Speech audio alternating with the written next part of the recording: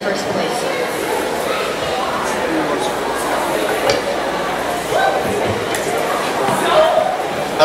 I guess I'll start out first. I'll make it kind of short and sweet so we can make it through everybody. But of course, we're the iBots, Iron Brothers of Topeka.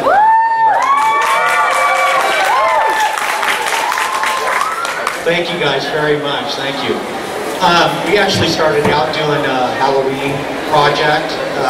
The local club was giving away a big prize.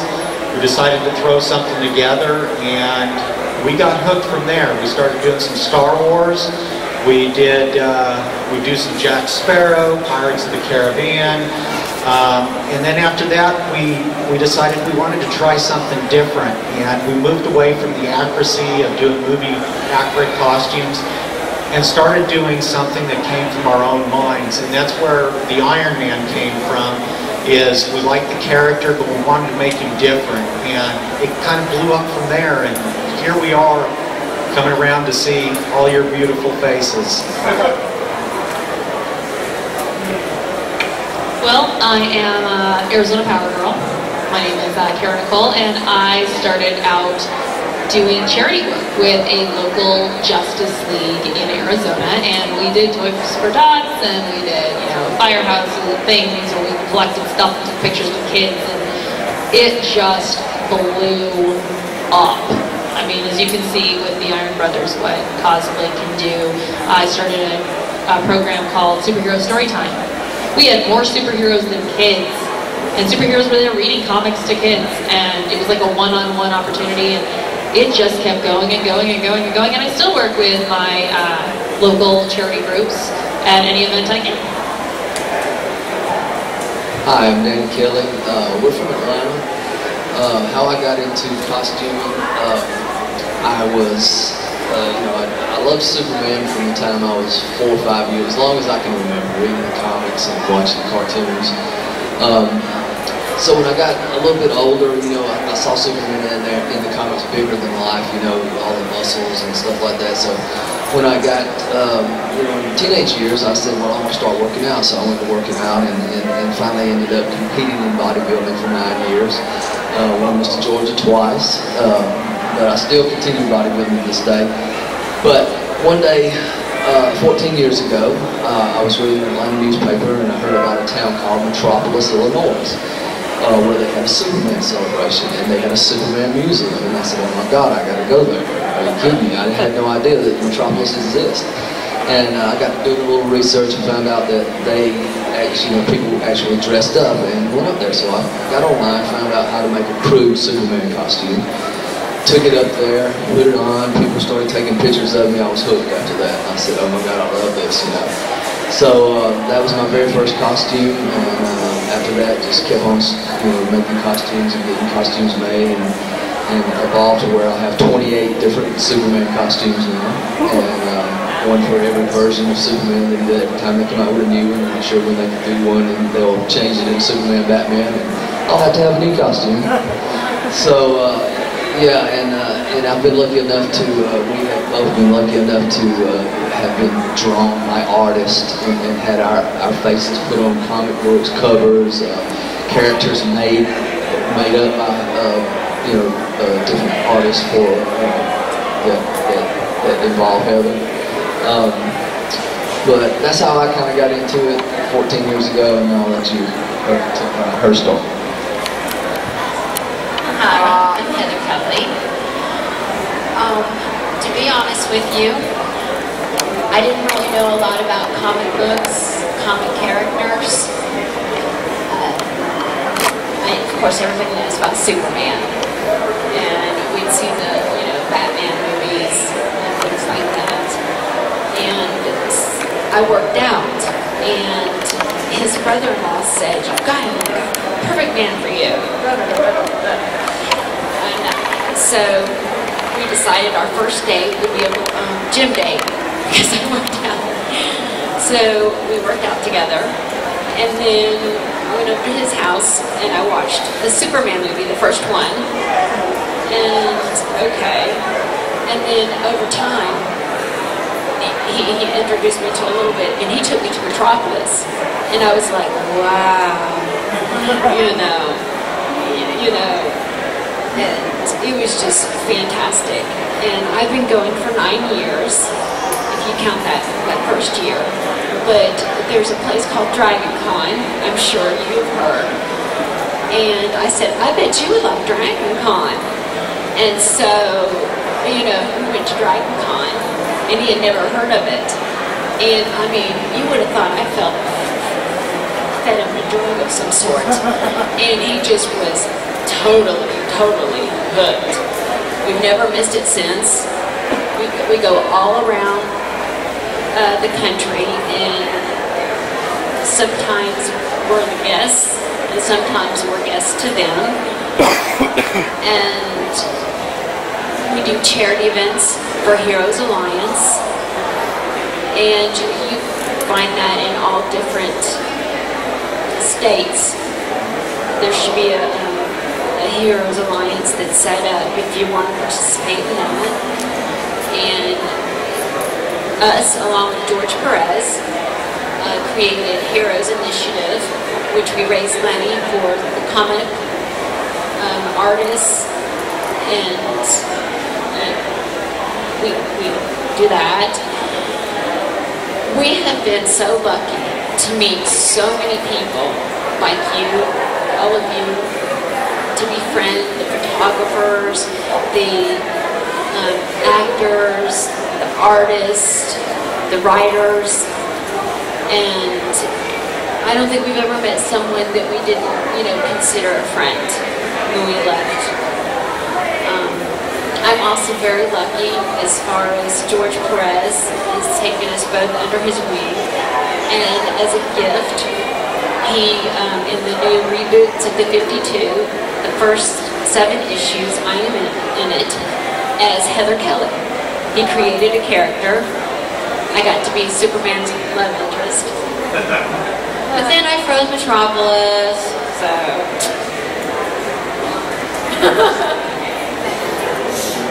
Hello, my name is Dennis Hutt. Yes, that's my real last name. I'd like to say it was a stage name, but it's my real name. I started cosplaying.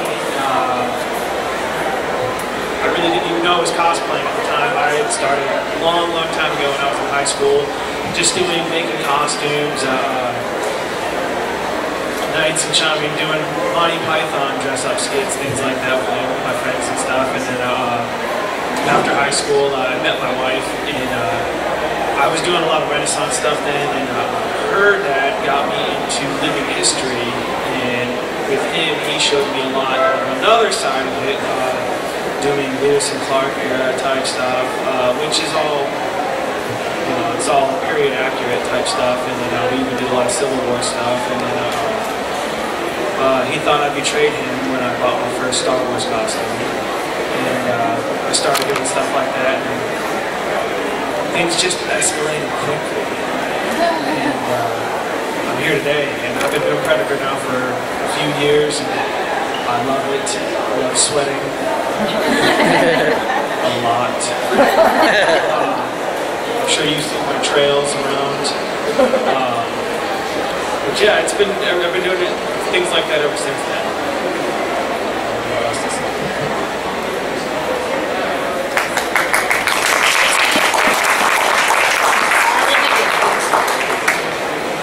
Any other questions? What goes into actually trying to create the costumes? Like with the Iron Man suit, I'm sure that's pretty in-depth work to do, as well as the Predator.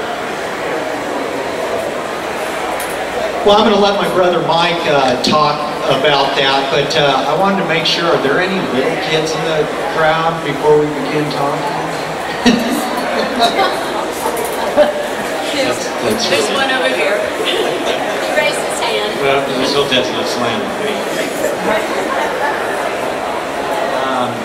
I myself personally, I like to build this stuff. I mean, I find it really fascinating how it's put together.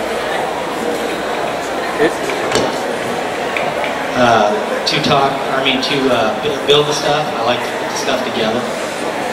I'm not a huge comic book fan by any way, shape, or form. I know certain characters that I grew up with as a child and as a young adult. But what I really find interesting is the actual building process. And for like our suits, what we use is we use ABS plastic that we vac form on a homemade vac form machine. It's 2 foot by 4 foot.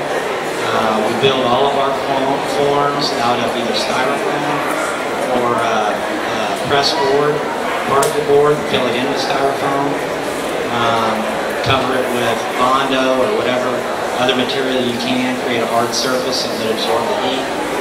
And that's how we create our pieces. Then we cut them apart and we glue them together. And of course, before you begin any of that process, you have to have a plan to put it all together. Out in the costuming community, there are all kinds of forms of material that you can utilize to actually make your outfits. We choose ABS plastic and back form. A lot of people choose foam building. A lot of people use cloth, or a combination of all of those different things. So it really doesn't matter what you choose. Choose something that you like, that you can begin to work with, and start to develop your skills in that, if you like to do the actual prop building and that type of activity. You know, there are an awful lot of people out there that like to do the cosplay as well, where they go out and act like the character and actually embody that character within whatever it is that they're doing. There's all kinds of different aspects. I'm sure you've all seen like the Heroes of Cosplay on the Sci-Fi channel and that sort of thing. You know, there are people that just tear themselves apart trying to make something new within 3 or 4 days and go to these cons and do that kind of stuff. And there are avenues for that. In our particular case, that would be impossible to be able to do. Our suits take on average between 3 and 6 months to put a good suit together. You know, they're wired like cars. They have single battery systems. They have backup redundant systems. We talk about safety aspects of using electricity contained within your suit. It's very important to always be safe. Always have the capacity to disconnect that battery really quick. Those type of things. So I could go on and on all day long, so I'll pass it off to somebody else and let them talk. But thank you. I hope I answered the question.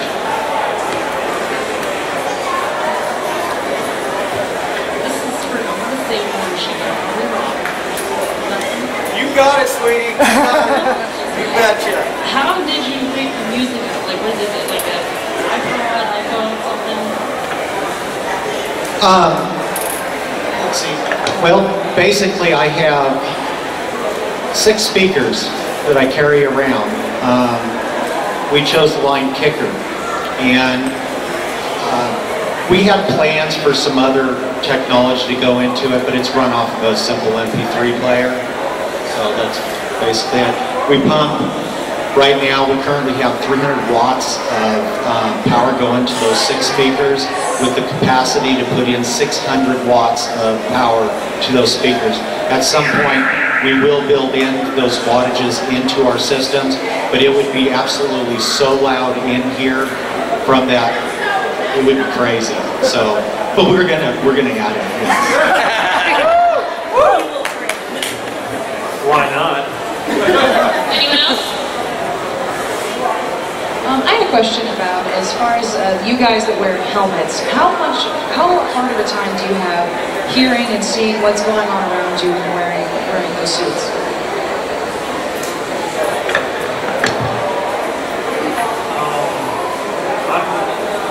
I'm pretty blind when I go out, seeing that I have the 2 masks on with the mesh on the outer mask. I can really only, it's literally just like a little slit that I can just look through, and because of the latex mask, I can't see my feet, and my vision is very tunnel vision. And because of the latex and the foam inside the mask, I can hardly hear either. My wife's like my interpreter, and I'm just looking at people. Nobody can hear me when I talk either. So she's always, oh, they said go do this, Okay. So I got pretty good at reading her lips. So I can understand these things. People want me to pose and do these things. So it's kind of hard. So I just, whenever people ask me to pose too, I just kind of do my pose and I let the people walk up to me because I don't want to hit somebody. Like I said, I can't see my feet and little ones that come up to me. I'm always trying to feel with my feet too before I step, so I don't take real big steps, just because I don't want to trip anybody or fall on anybody. So.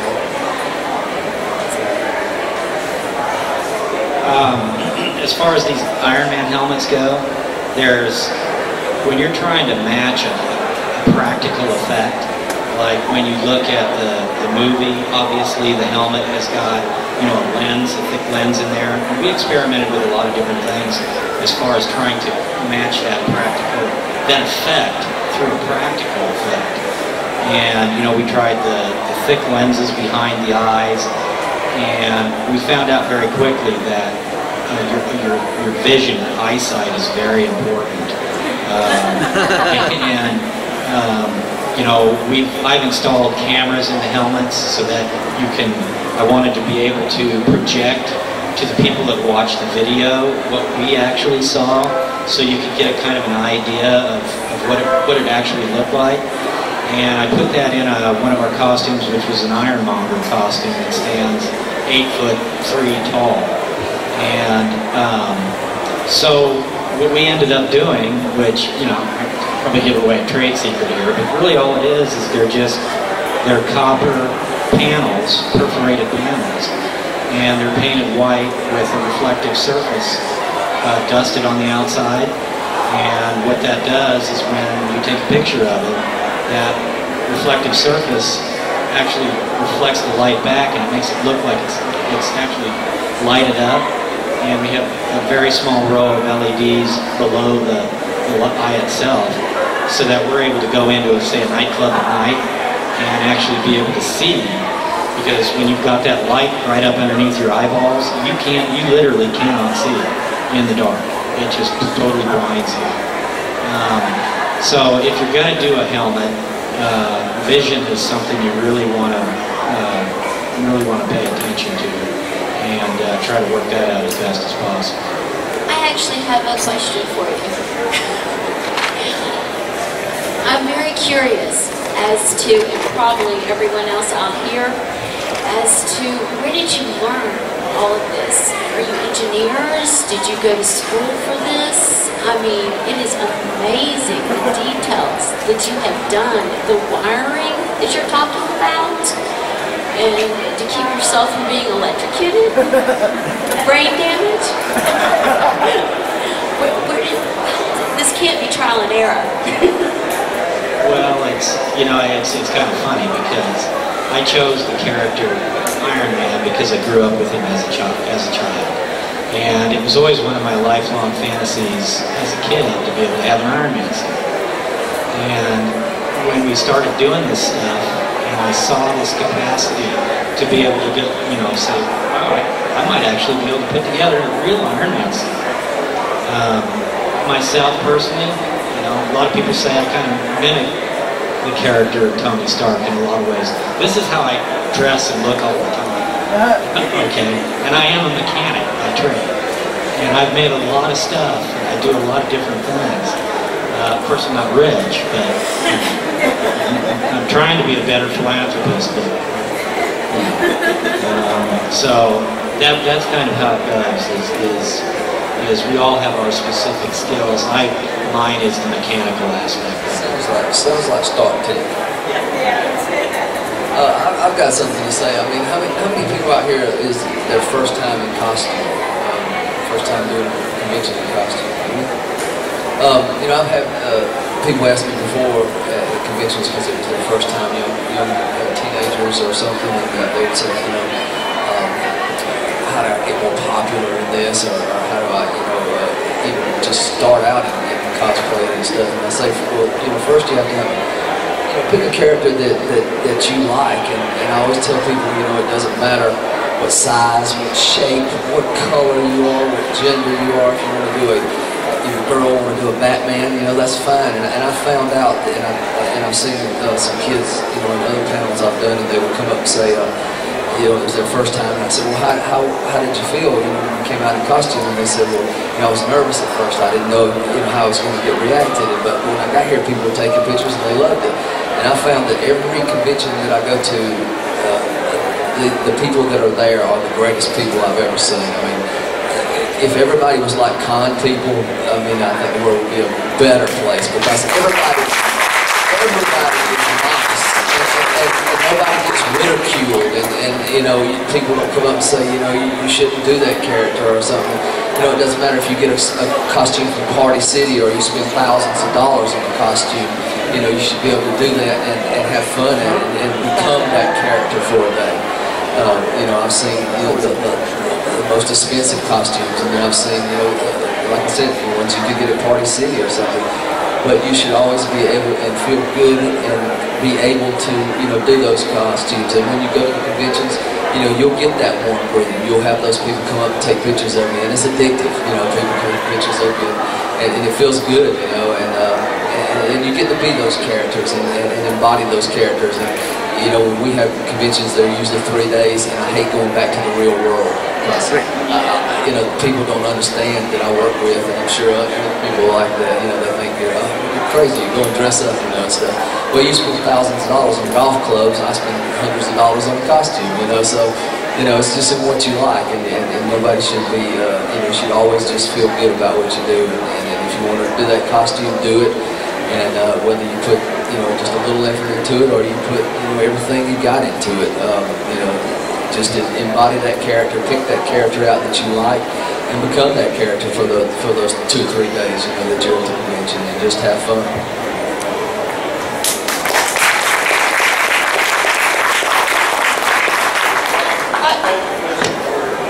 Specifically, the 3U, we had a costume that was specifically just on the yellow material, but kept making yourself on the table. What was the question? I'm sorry. He was asking about, after we've found the character that we want, do we make the costumes, or do we have somebody like a seamster or a seamstress to make it? And that depends on, I'm not quite sure about on here, but I cannot sew a button. But when I find a character, as well as Mr. Kelly, we have someone that does our costumes, Brian Parsley. But a lot of times what they would do is they can do like this and this, but when it comes to capes and shields and boots, we have to go elsewhere. So it may be 3 or 4 different people that make our costumes. Now, we go to the gym and we take care of that part. Yeah, like she said, it depends on the difficulty of the costume. A lot of the new stuff has a lot of different, you know, designs, lines in them, especially with us with the DC and the New 52. I know we have a friend that does Wonder Woman and a lot of other characters, and she said she hates Jim Lee because every time he puts all these new lines in his costumes, and she's having to sew all this other new stuff into the costumes. Yeah, like she said, you know, we like to try to, you know, being in shape and stuff is something that we chose to do, you know, from a bodybuilding standpoint or fitness standpoint with her. You know, I always wanted to, I set a high standard for myself when I first started doing Superman. I said that I would never do it, I would never get in this suit unless I was in shape. And I wanted to project that to kids and stuff, you know, when they saw me, to say, you know, as close as I could to being Superman for that kid or something. Because when I was little, if somebody came to me, you know, eyes looking up, I've had kids, you know, just stand there and stare at me, you know, and some run away. but you know, just embody, like I said before, embodying that character, doing the best you can at it. Well, I am I make everything myself. I modify parts. I go to Home Depot, I go to AutoZone, I go to the thrift store, and I will find something and be like, ooh, that would make a great whatever. Like my disc on my Power Girl cape comes from AutoZone. It's one of those rear view mirrors that you peel the sticky part off the back and you stick it on your rear view mirror, and you can see behind you. And spray paint is your friend. I've used ropes and chains and capes. I'll get them from Party City. I'll modify them. Sometimes I'll buy material and I will actually sew it, cut it. My Super Mario, my Firepower Mario, I actually forgot my costumes. I packed everything and I forgot to take my stuff to Epic in El Paso. And I get there, I have no costumes. I'm like, okay, I've got this Mario hat because I just liked it and it was mine. I already had it. I'm going to do Firepower Mario. And I bought this horribly ugly red dress and a 12-year-old boy's white t-shirt and a cool pair of boots that I love and I wear with other things anyway. And lots of pantyhose and some this and that and a sewing kit from Walmart, and I stayed up for 3 hours and I turned all this stuff from Target and the mall into this costume. And I still wear it. It's actually one of my favorite costumes now because it's so much fun. And then when I do the pictures, and I'll like Photoshop the fireball in my hands, and I'll do like a mustache on my finger like that. And I did a mock-up of Jane Cobb like that too, which will actually be, because I got the Blue Sun t-shirt now. I didn't have one at the time, so that's gonna happen. But my first Power Girl, I already looked like Power Girl. For those of you who know me outside of costume, kind of already look like that, kind of like they already look like Superman and Supergirl.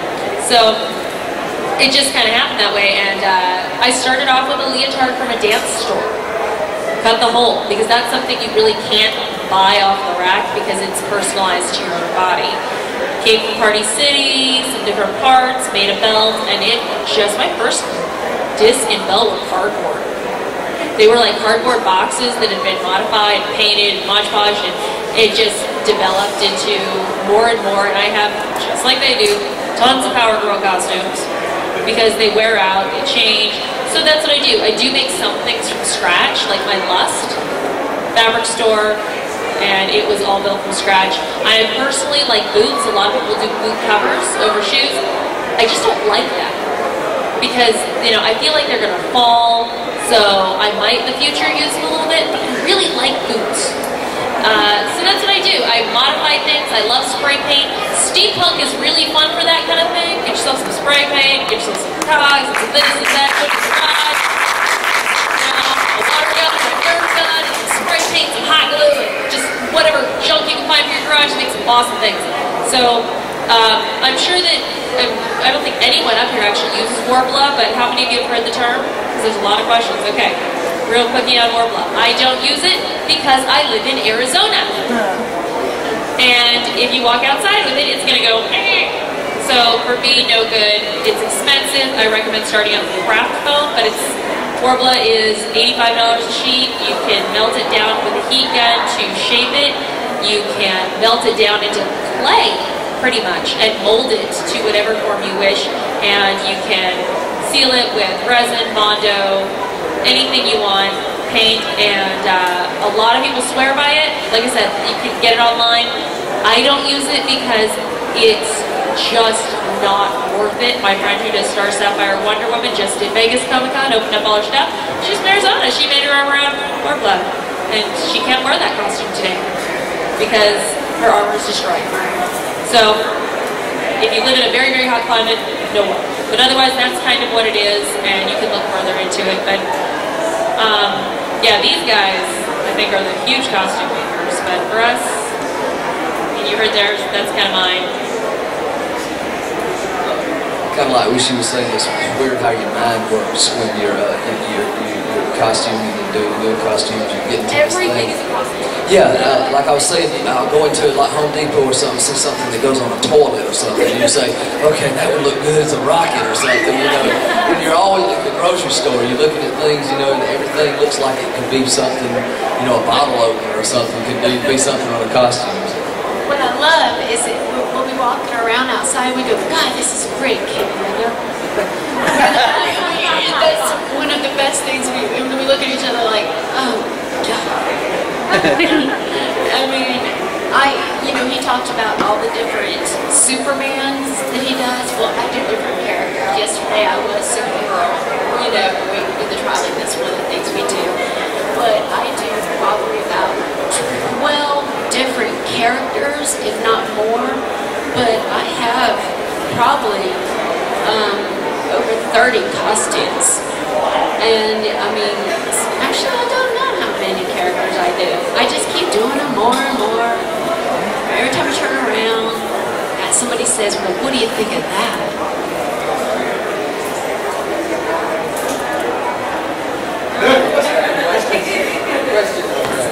I do have a question for those with masks. One, how long did it take to make them? And two, can you kind of walk us through, without giving away your secrets, a quick how-to, like if you plan on making a mask in the future?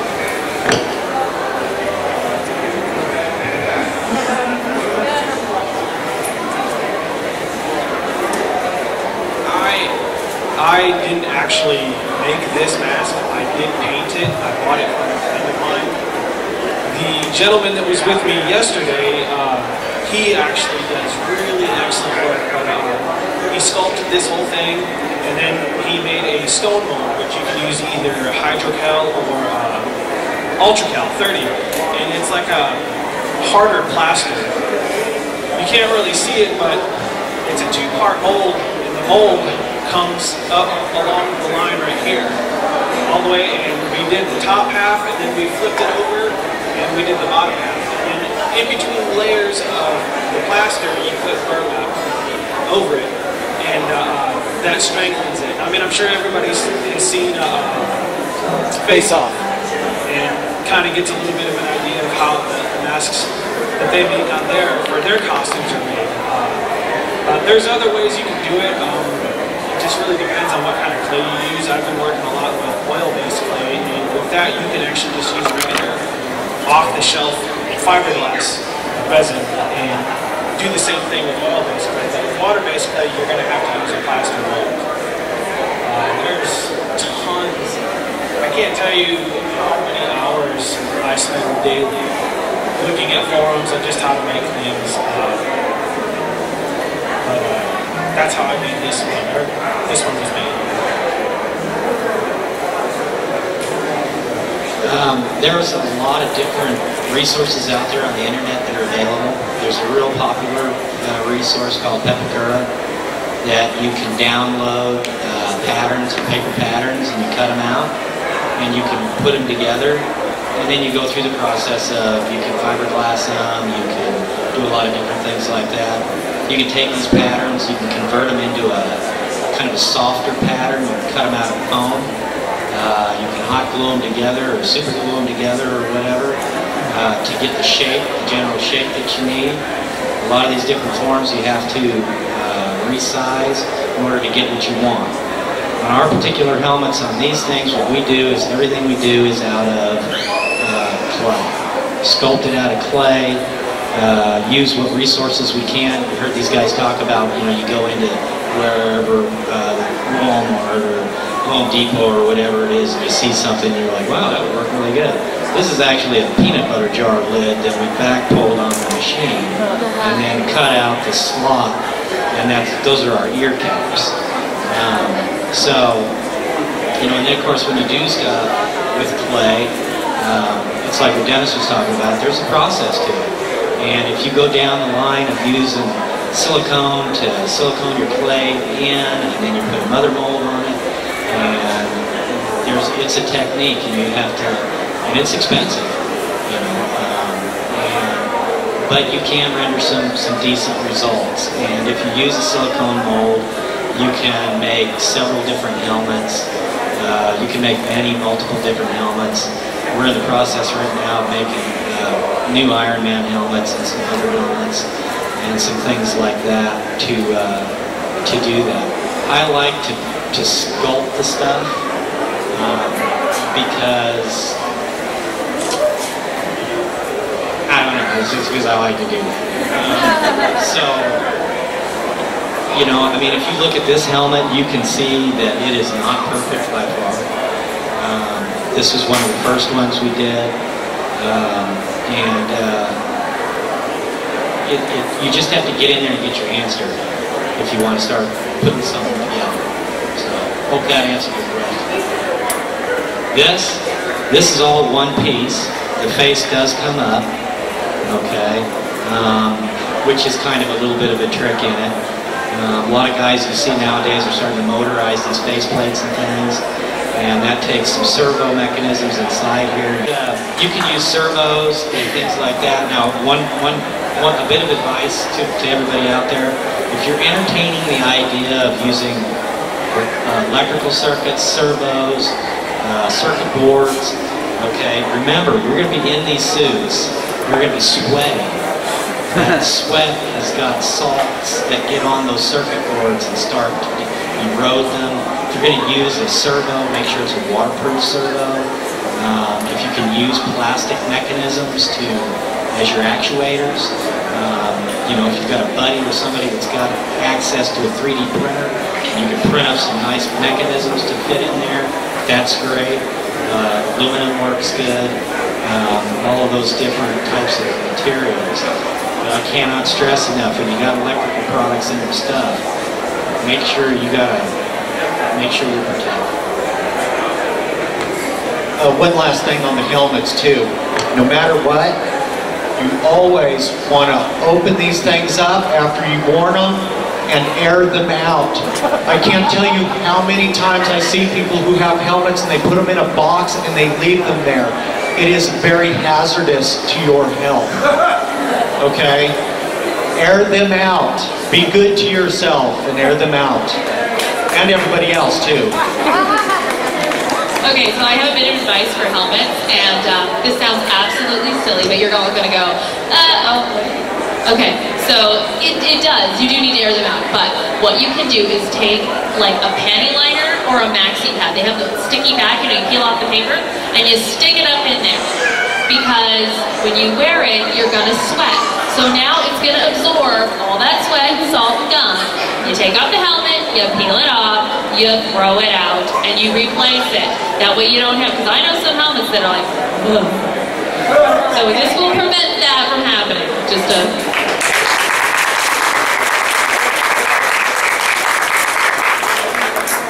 I've actually had people ask me the last couple of days whenever I take this off, well, can I try it on?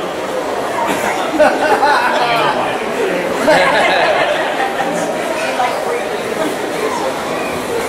Okay, there it goes. All right, well, my first question, actually, I'm sorry, I have one question. First, I'd like to say Hail Hydra. Second of all, I have a question for our more revealing costume wearers as to your workout regimens whenever you are away from home and you do a lot of road work and you're going around. How do you get the opportunity to be able to work out, to be able to keep your persona that you're portraying at its peak physical ability? Well, I've been bodybuilding for 20 plus years, and we work out 7 days a week, take a day off when we feel like it, when we need our body, you know. Usually we work on our diet. We diet 10 months out of the year, so we're dieting all the way till October. I cut it off in October because I like to eat Halloween candy. And I have Thanksgiving and Christmas. So those are my 3 months, and we start right back on after New Year's, right on after January 2nd. So so depending on what the first show is, we usually use a diet. I use the same diet that I used when I was competing in bodybuilding, and so that's the diet that I put people on because it's basically the same thing that all these other diets that you see on TV and stuff. High protein, low carbs, no sugar, bread, stuff like that, drinking plenty of water. But mine is calculated by what you weigh and how your body, what type of body you have. But we'll go from 12 to 10 weeks leading up to a con. And usually that con is, we try to peak for that Saturday, because Saturday is usually the big day when everybody's out there, most people in the con, Friday, Saturday, and Sunday. So, we really don't work out on those days because we work out, up until that point. So those 3 days are just our free days, so we're not working out, those 3 days at the con. Usually last week we're doing a decarb, recarb thing where we kind of push all the water out of our skin and and it goes 0 carbs for 3 days, and then replace those carbs, and what it does is it flushes the water out from under your skin. The carbs you take in soak up, your body soaks it up like a sponge and makes you really tight and hard. So, you know, you really don't want to hit any weights. By that point, you know, you've gotten to where you're going to be, and nothing you do in those 3 days is going to hurt or help you. So, those 3 days we really pig out and eat pizza and hamburgers and everything else we want. You know, you know, anything I can get my hands on. You know, so last night we left dinner and I went home and straight to the vending machine, got me 2 Snickers and went to the room. You know, so those are things that I only get to eat once in a while. So I'm very, and I tell everybody, and I think some other people here know the story, but the only thing I really miss when I'm dieting is cereal. I could live off cereal. And I think it goes back to when I was a kid, you know, Saturday mornings eating cereal, watching Super Friends and all that stuff, watching my cartoons. So, yeah, when I do get to eat cereal, it's a big mixing bowl and a whole box and then a half gallon of milk. So. You see them now, like during season, eating a big old bowl of bacon bits with, you know, protein powder and, you know, and water. Like this is the most big cereal I have. I'm the one that's got to make the food for it. I hate fish, okay, but I will do the tuna. I'm not as good on the diet as he is.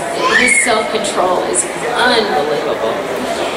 But I'm the one that has to make the tilapia every single day, and our house smells like fish. We light candles, we spray stuff. I mean, I sit there and I grill it, I bake it. It's just a no-win situation. But he is amazing, and you know, he misses his cereal. I miss my pasta. Any other questions? I know that the costumes can't always work perfectly. So, what are your worst or most embarrassing wardrobe malfunctions? I actually had something happen yesterday. I only brought 2 costumes. I had an Injustice Superman suit yesterday I was in from the Video Gods Among Us. And I was standing at my booth over there, and I was just readjusting my belt, and it broke. And so I had to run back in the room and change into this one. This is the only other one I had. So I'm trying. I'll think. Let somebody else talk, and maybe. Okay. All right, I have one. My top busted open. Okay, that's one. Okay. And then, of course, there was another situation.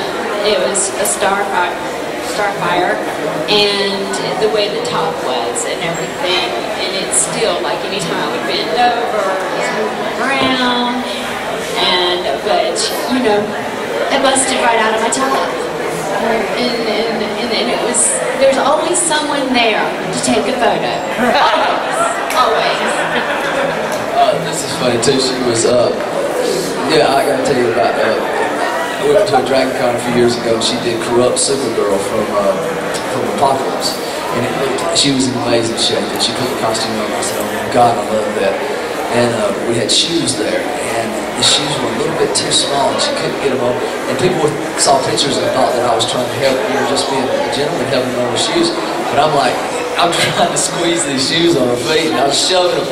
Come on, please let them fit. And they ended up not fitting. She couldn't wear the costume that kind. But I was trying to force her feet in those shoes. I wanted her to wear them so bad.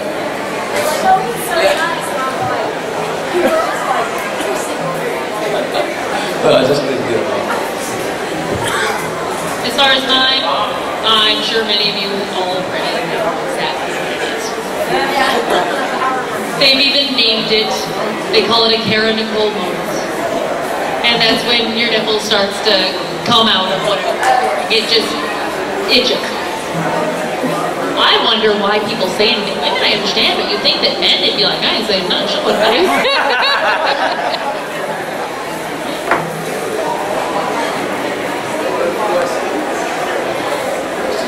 If you could cosplay anyone, who would you pick? And cosplay. Any character? Do I have like a character that I haven't done that I wanted to do? Is that what you're kind of saying? Yeah, like I say, I've got 28 different Superman costumes, so I've pretty much done all of them that I can. Actually, did last year. I had never done a composite Superman where I was half Batman, half Superman, and that was pretty cool. I got to do that. But I've got one coming up that I've always wanted to do, and it's, I don't know, maybe some of you, it's Godfall Superman. But I'm doing that one for DragonCon this year, and I've always wanted to do that one. But that's probably the only one that I haven't done. Oh, okay. So you're asking if it wasn't Superman, what would I do? Huh? If it wasn't Superman, who would you cosplay? Oh, okay. I have no idea. I'm like totally Kryptonian. I don't know. Yeah. I really don't. I've never even thought about it. I mean, I've tried a couple of costumes that weren't. I do play Wonder Man for Avengers Assemble's web series. I really don't like the costume, but they like it in the film, so I have to do it. My wife loves it, but I can't stand it. And they always portray me as gay, so you know I have to do all this. They're always making fun of me, so. I really don't have one. I don't know. Maybe somebody else does. Yeah, well, I do a whole bunch of different characters, but if I had to pick somebody I'd love to cosplay as, it would be Stan Lee. Let me tell you, this guy comes walking in. It's absolutely crazy, folks. I'm telling you what, that's an awesome costume right there.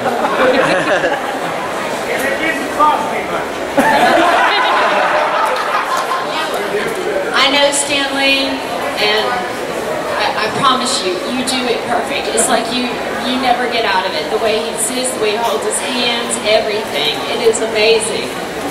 Let's see, who could I be? Let's see, I've done so many different characters, but one that I've always wanted to do was Dagger, out of Cloak and Dagger, and I plan to do that shortly. I found my cloak, which was hard to do. He's got to be huge. So I'm going to do Cloak and Dagger. If you don't know who it is, look it up and you'll be like, ooh, do it.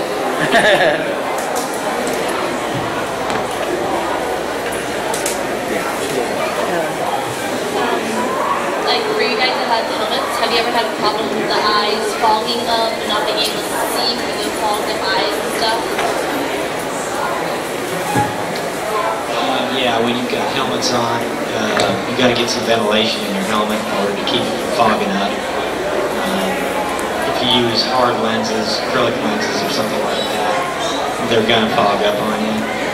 We tried a bunch of different stuff. We tried to put vents in the top of the helmet, things like that, and just like what I mentioned earlier, the best thing we found so far is just the perforated metal. Thin perforated metal. And that way it allows the air to vent out through the lenses and you don't have to worry about that fog. If you paint it right, you get the same effect. Like I said before, vision is really, really important when it comes to helmets. You want to make sure that you take all the steps necessary to make sure you can see. So I hope that answers your question. We can take one more question. Okay, let's take two. Okay, I know she said maxi pad, but do you guys use anything in food? Do you like the peanut butter lid? Yeah, like do you guys use anything like if you tell somebody they're like, no I don't, like the maxi pad or the peanut butter lid? I wear a girdle.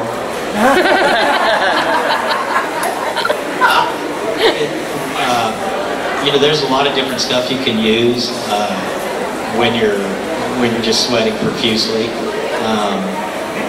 and you know, I mean, I've seen people use the maxi pad thing, and their head, like in a Batman cowl. I've used them under my arms. Yeah. Sweat up. I have. If you've ever seen a kid's diaper when it gets wet, all right, and it expands. And I've seen some of these guys actually walk around. It looks like they've got some kind of an alien protruding out of the top of their head. And you know, I'm not gonna lie. You know, I wear men's Depends when I'm in the suit. I'm gonna tell you what. That's the way it works. But actually, we're working right now on a suit it's going to have 2 fabric liners. It's going to have a fairly solid fabric liner on the outside, a foam liner on the inside with capillary tubes in it, and then a spandex layer on the inside. And what will happen is, as you sweat, the foam will soak it up like a sponge, and as you move around, it'll push it out the capillary tubes down into kind of like a bag, and then you can go to the bathroom and dump it out. So I'm hoping to have something along those lines as far as collecting the sweat, which I know Dennis will be loving that. Yeah, I had to cut the bottom of my feet out just so I wasn't walking around in a pool. Like I was saying earlier, I'm sure people, I sweat so much, and I really do try to condition myself for it. I don't look like it, but I'm a welder by trade, so I do condition myself to the heat and walking around. But yeah, I had to cut the bottom of my feet out just so the sweat would go somewhere else besides pooling up. I got a lot of respect for these guys that do Batman and the costumes and stuff, because I've seen them, you know, just Batman just standing there with just sweat just pouring on the top of the cowl. I'm just glad I don't do nothing with a cowl or a helmet. But I got a lot of respect for those guys, because I've seen them, like, you know, just standing there for photo shoots and photos and just you know, sweating like crazy. But like I said, I try to keep the sweat down, because it makes better pictures. You know, if you got sweat stains in your costume and stuff, people take pictures. And I like to give them quality pictures, so you know, try to keep that to a minimum as much as you can. I'm gonna like ask you, ever go to all the conventions or just go to the con?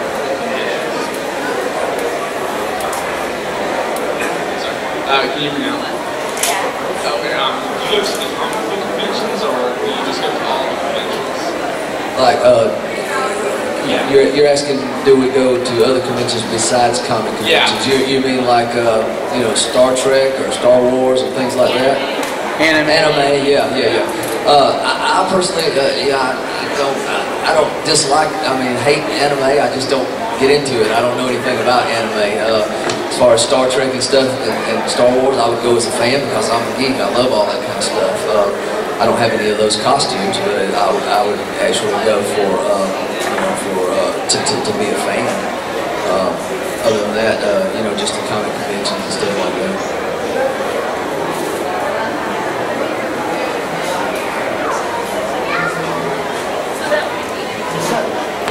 So that was the last question. We do have just under an hour before the show ends. All of our booths are the final row over here. So if you have any questions for any of us individually, I'm sure that we all will take time to answer anything you might have. But thank you so much for coming. I know that there's a lot of information, so feel free to hit us up online or at our booths. Come grab our cards, and you know, anything we can do for you, please feel free to ask. Absolutely.